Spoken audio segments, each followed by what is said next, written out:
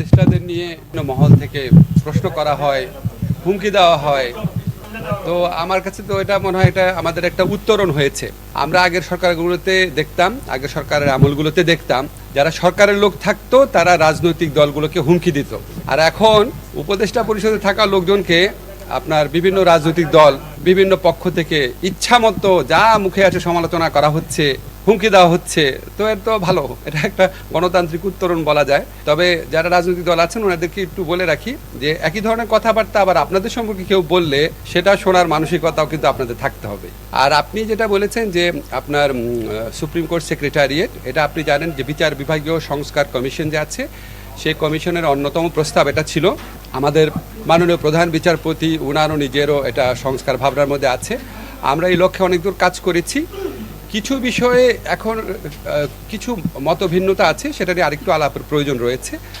আমরা মন্ত্রণালয়ের পক্ষ থেকে এই আইনটা আগামী কয়েক সপ্তাহের মধ্যে এটা উপদেষ্টা পরিষদে পেশ করব।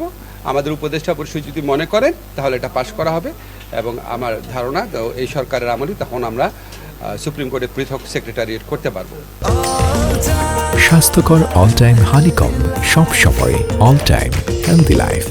আর জুলাই চার্টার সব দল সাইন করবে কিনা, আমার কাছে মনে হয় সমস্ত রাজনৈতিক দল ওনারা যেই নিষ্ঠার সাথে এই পুরা প্রক্রিয়ায় আলোচনায় অংশগ্রহণ করেছেন, তারপর মানে আমি তো ঠিক জানি না ওনারা কী করবেন, কিন্তু আমি বিশ্বাস করি ওনারা এই নিষ্ঠার একটা ধারাবাহিকতা হিসাবে জুলাই চার্টারে সাইন করবেন, কারণ একটা কন্টেন্ট নিয়ে জুলাই চার্টার হচ্ছে।